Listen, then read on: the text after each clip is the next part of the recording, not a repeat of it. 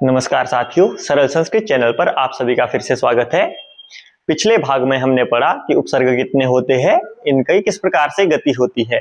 इस भाग में हम जानते हैं कि उपसर्गों का क्या क्या अर्थ रहता है।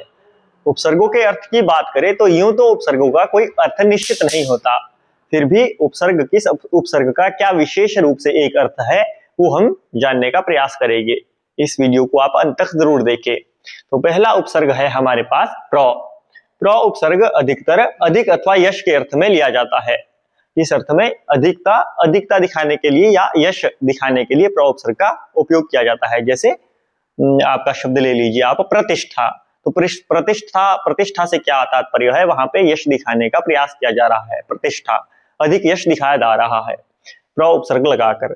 परा उपसर्ग का अर्थ होता है उल्टा, जैसे पराजयते, तो वहां पे वो उल्टा अर्थ ले लिया जाता है।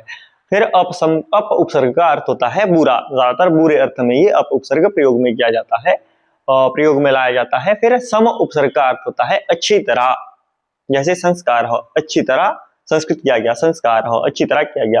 फिर अनु का अर्थ होता है पीछे, अनुगच्छति, पीछे पीछे जाता है। अव का अर्थ होता है नीचे। निस अर्थ नीचे अथवा दूर अर्थ में, निस किस किसके अर्थ में प्रयोग किया जाता है, तो नीचे अथवा दूर जाने के अर्थ में निस उपसर्ग का प्रयोग किया जाता है। उसी प्रकार निर, ये जो तीनों उपसर्ग आपको दिखाई देंगे, अव, निस और निर, इन तीनों उपसर्गों का प्रयोग नीचे अथवा दूर के अर्थ में किया जाता है।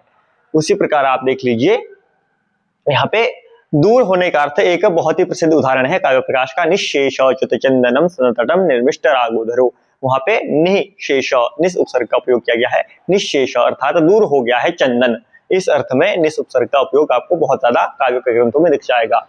फिर दुस उपसर्ग का उपयोग बुरे के अर्थ में किया जाता है, जैसे दुष्कर्म, वहां पे दुस उपसर्ग का प्रयोग है, दुष्कर्म अर्थात बुरा कर्म। उसी प्रकार दुर, और दुर का अर्थ भी बुरा अथवा कठिन, इस अर्थ में इसका प्रयोग किया जाता है। वी का अर्थ विविध अथवा पृथक अर्थ में दिखाने के लिए। आंग का अर्थ पर्यंत, यहाँ तक, पर्यंत अर्थात यहाँ तक, इस अर्थ में आंग उपसर्ग का प्रयोग किया जाता है। नी का और के अर्थ में किया जाता है, अधि का भी और के अर्थ में ही किया जाता है। अपि का अर्थ निकट, निकटता दिखाने के लिए अपि उपसर्ग जोड़ दिया जाता है। अति बहुत, बहुत ज्यादा कुछ, बहुत चीज, किसी को बहुत ज्यादा बढ़ा चढ़ा कर दिखाना हो तो उसके लिए अति उपसर्ग का प्रयोग किया जाता है। जैसे कि एक प्रसिद्ध श्लोक है, अति रूपेण वै सीता च अति गर्वेण रावण, कि बहुत ही ज्यादा सुंदरता के कारण सीता माता का हरण हुआ था, इस प्रकार कवि की कल्पना की गई है कवि के द्वारा। तो सु उपसर्ग का अर्थ होता है सुंदर, सुंदरता को दिखाने के लिए सु उपसर्ग का प्रयोग कर दिया जाता है, जैसे कि सुक्ति, सुधन उक्ति, सुंदर वचन। उसी प्रकार उत उपसर्ग का श्रेष्ठ अर्थ के रूप में, और अभि का और अथवा पास, इस अर्थ को दिखाने के लिए अभि उपसर्ग का।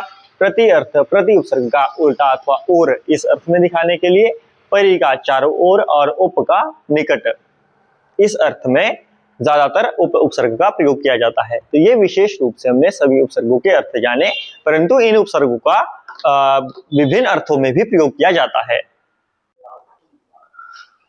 उपसर्गों से धातु के अर्थ को किस प्रकार परिवर्तित किया जाता है, इस विषय में एक बहुत ही प्रसिद्ध उक्ति है उपसर्गेण धात्वर्थो बलाद अन्यत्र नीयते विहार आहार संहार प्रहार परिहारवत।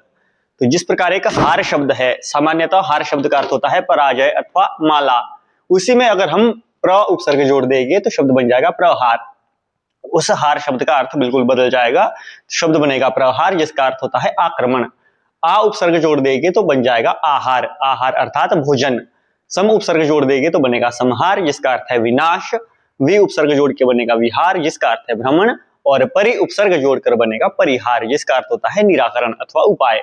एक ही शब्द में अलग अलग उपसर्ग जोड़ देने से शब्द का अर्थ बिल्कुल परिवर्तित हो जाता है, यही उपसर्गों की एक विशेषता है। इस वीडियो में सिर्फ इतना ही। इस प्रकार हमारा उपसर्ग प्रकरण भी पूरा हुआ। धन्यवाद।